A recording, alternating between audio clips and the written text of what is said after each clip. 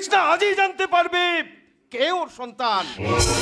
ওসমান ভাই, ওসমান ভাই, ওসমান ভাই যেও না, শোনো শোনো ওসমান ভাই, বলে দাও আমার সন্তানকে।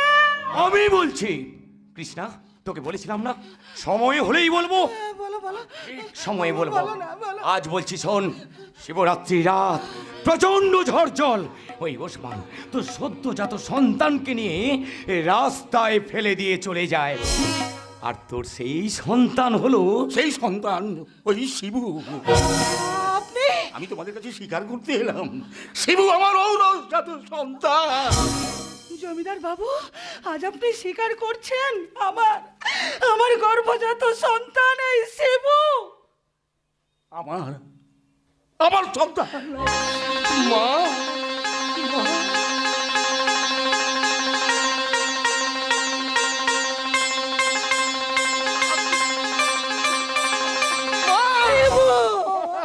আমার শিবু, আমার মা, শিবু, তুমি আমার আমার তুমি তুমি আমার জন্মদাত্রী মা। তুমি তুমি আমার জন্মদাতা বাবা। তাহলে বলো বাবা, বলো এতদিন পরে কেন স্বীকার করলে যে আমি তোমার ছেলে? এই স্বীকার করার পেছনে অবদান রয়েছে এই ডালিয়া দিদিমণির। ডালিয়া দিদিমণির অবদান? হ্যাঁ, আমি যদি রনির সঙ্গে মিথ্যে প্রেমের অভিনয় না করতাম, তাহলে ভুজঙ্গ বাবুর মুখ থেকে আজকে এই সত্যিটা কিছুতেই প্রকাশ হতো না। মিথ্যে প্রেমের অভিনয়? হ্যাঁ, মিথ্যে প্রেমের অভিনয়। ডালিয়া দিদিমণি রনির সাথে মিথ্যে প্রেমের অভিনয় করেছিল বলেই রনি বাবার উপরে প্রচন্ড অত্যাচার করে সমস্ত সম্পত্তি নিজের নামে লিখিয়ে নেয়। তাই সবকিছু হারিয়ে ভিখিরির মতো আমি তোমার কাছে এসে দাঁড়িয়েছি বাবা।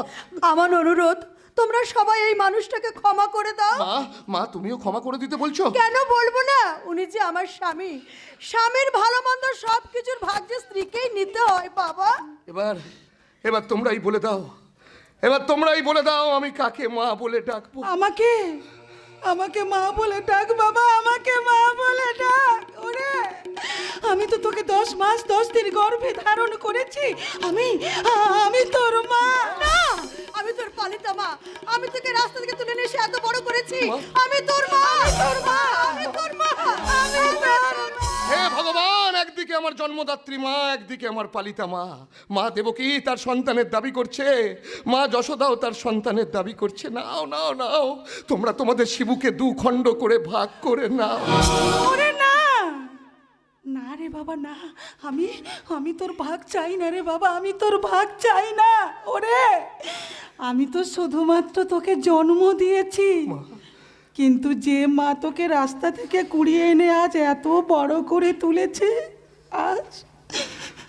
আজ আমি তোকে সেই মায়ের হাতে তুলে দিলাম বাবা। আমিও তোমাকে সমান মর্যাদা দিয়ে আমাদের বাড়িতে রাখবো বোন। আজ আজ আমার কি সৌভাগ্য, কি সৌভাগ্য আমার। আমি আমার দুই পাশে দুই মার বাবাকে ফিরে পেলাম। এসো বৌমা, এসো আমার ছেলের পাশে এসে দাঁড়াও।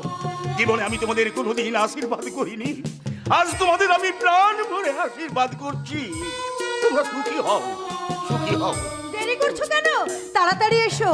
কৃষ্ণা বোনকে নিয়ে গিয়ে আমাকে নতুন করে ঘর সাজাতে হবে। তাড়াতাড়ি এসো, তাড়াতাড়ি এসো। ঠিক বলেছো করুণা, ঠিক বলেছো। এসো এসো কৃষ্ণা, এসো। তোমাকে আমি আমার স্ত্রীর মর্যাদা দিয়ে আমার বাড়ি নিয়ে যাবো।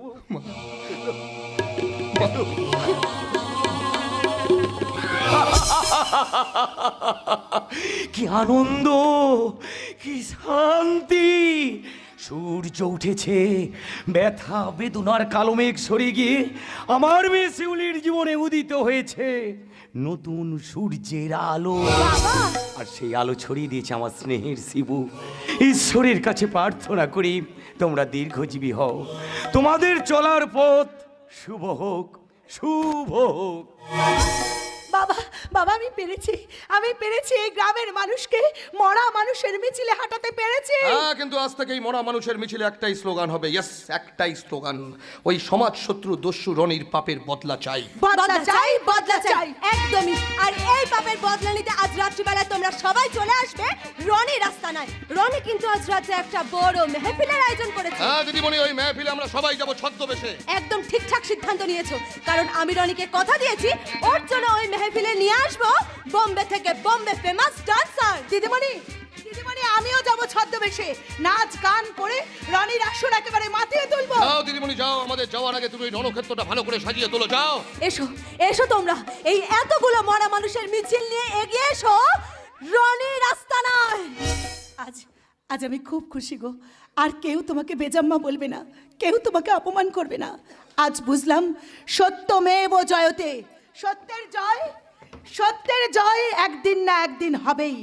আজ তুমি তোমার বাবা মাকে ফিরে পেলে, আর আমি ফিরে পেলাম আমার নতুন পথের দিশা। হ্যাঁ, কিন্তু নতুন পথের দিশা দেখতে এখন অনেকটা বাকি, কারণ এই রনিকে আগে শায়েস্তা করতে হবে। তাই চলো, আর এখানে নয়, তোমার প্ল্যান মাফিক রঙের বিবি সেজে এবার চলো রনির আস্তানায়।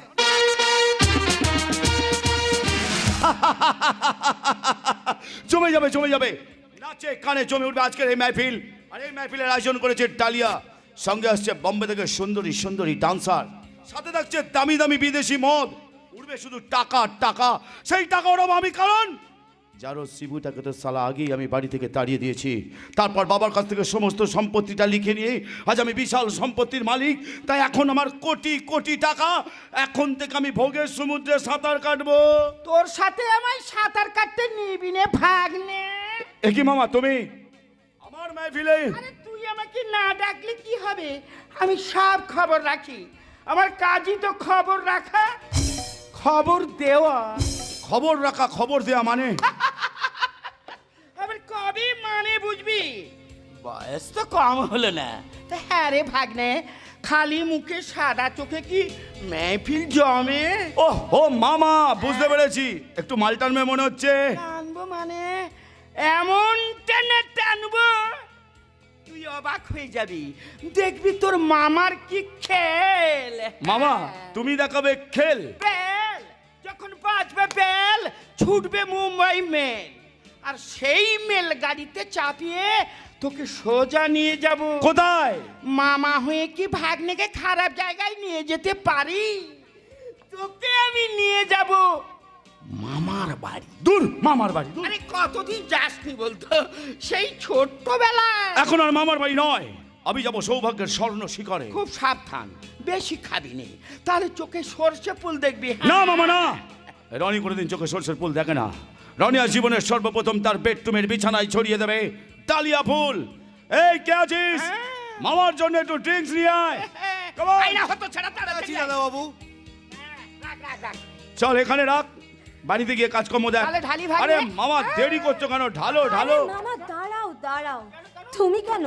ঢালবো তো আমি। একই ডালিয়া তুমি। আরে ঢালুক না, হবু ভাগ নেব, মদ ঢালবে, আর আমি মামার শ্বশুর হয়ে তা খাবো। এ কি আমার কম সৌভাগ্যের লাভ? ও মামা, ভাগ নেব। রনি তুমি নাও।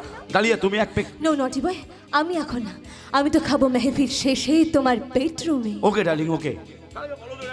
এই মাহফিলকে জমাবার জন্য তুমি যাদের বোম্বে থেকে নিয়ে আসবে বলেছিলে, তার সব কোথায়? নো টেনশন ডার্লিং, ডু ফুর্তি। তুমি এক পেক খাও রনি, আমি তোমাকে খাইয়ে দিই। এই রঙিন ঝকমলে আলোয় ফুটে উঠেছে সদ্যজাত ডালিয়া ফুল। ডালিয়া ফুল তো ফুটবে মধ্যরাতে তোমার বেডরুমের দামি বিছানায়। ওকে, কিন্তু তার আগে এখন ফুটবে অন্য ফুল। কোন ফুল? যে ফুলের সৌরভে তোমার সারাটা শরীর মেতে উঠবে, আর সেই মন মাতাতে আসছে বোম্বে থেকে বোম্বে ফুল। আরে ফুলকলি, আরে আমার ছেড়ে যাচ্ছিস কোন গলি?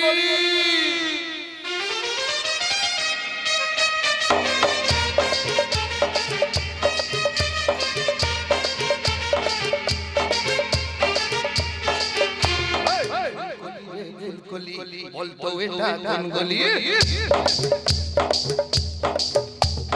ফুলকলি রে ফুলকলি, বলতো এটা কোন গলি?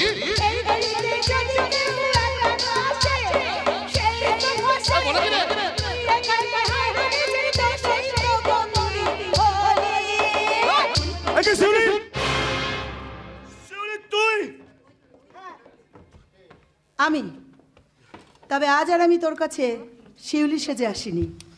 আজ আমি এখানে এসেছি রঙের বিবি সেজে।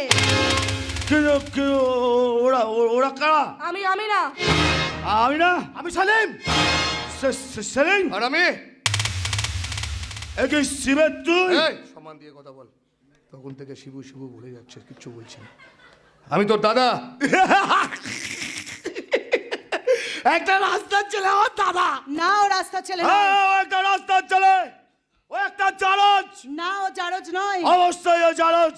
ওকে রাস্তায় আমার মা কুড়িয়ে এসে মানুষ করেছে, ওর কোনো জন্ম পরিচয় নেই। শুধু বাজে বাজে কথা বলে। আমার জন্ম পরিচয় আছে রে, প্রমাণ হয়ে গেছে কে আমার বাবা কে আমার মা। কে কে তোর মা? কৃষ্ণা দাস, যাকে ধর্ষণ করেছিল তোর বাবা ভুজঙ্গ রায়। আমার বাবাই? তোর বাবাই আমার বাবা। না, এ ওদের পা। হয়েছে হয়েছে, প্রমাণ হয়েছে ভুজঙ্গ রায় শিবুদার বাবা। ওসমান চাচা সবকিছু ফাঁস করে দিয়েছে। এ কি ডালিয়া তুমি? হ্যাঁ সুইটার্ট, আমি আসলে এতদিন তোমার সঙ্গে মিথ্যে প্রেমের অভিনয় করে তোমার সমস্ত কুকীর্তিগুলো আমার মোবাইলে রেকর্ড করে রেখেছিলাম, আর পেতেছিলাম তোর জন্য মরণ ফাঁদ। হাই ডালিয়া, আরে মরণ ফাঁদে ফেসে গেছিস, না পাবি তুই পার। তৈরি হয়ে এসেছি নেই কোনো ভয় আর। মরণ ফাঁদে ফেসে গেছিস, না পাবি তুই পার। তৈরি হয়ে এসেছি নেই কোনো ভয় আর।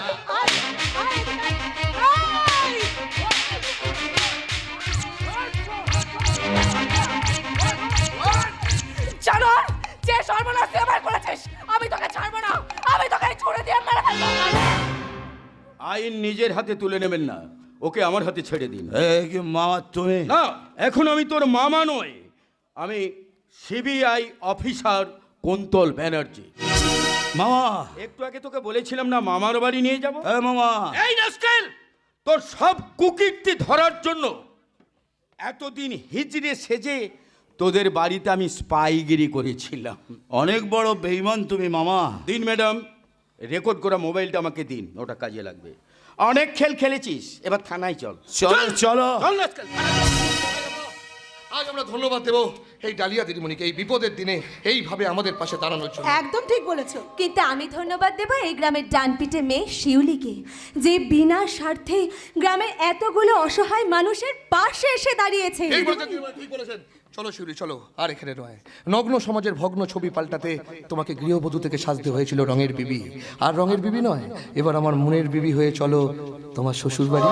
কি বলে? কোনদিনই নদী যদি থেমে যায়, সাগরকে কাছে যদি না পায়।